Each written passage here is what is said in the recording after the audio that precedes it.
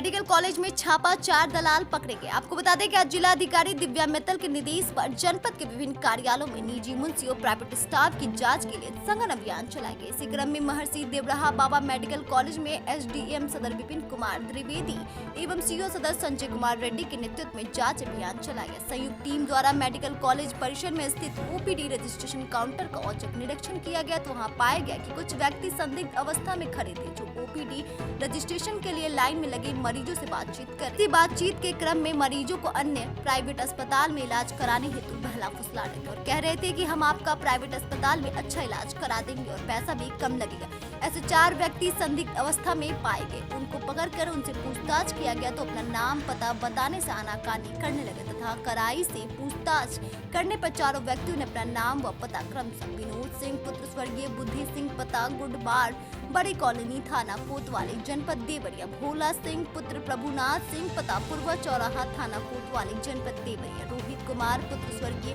ओम प्रकाश गौड़ पता medical college campus थाना कोतवाली जनपद देवरिया, उपवन तिवारी पुत्र स्वर्गीय दरोगा तिवारी पता नामी गौरी पत्थर देवा थाना तरकुआ जनपद देवरिया बताया। एसडीएम सदर विपिन द्विवेदी ने बताया कि प्रथम दृष्टया जांच में यह तथ्य सामने आया है कि सभी आरोपी आपस में मिलकर यहां पर आए मरीजों को पहले रजिस्ट्रेशन कराने और इलाज में मदद कराने का झांसा देते हैं, फिर उन्हें विश्वास में लेकर उन्हें अच्छे से इलाज कराने व कम पैसे में खर्च के नाम पर प्राइवेट अस्पतालों में इलाज के लिए उकसाते, फिर मरीज इन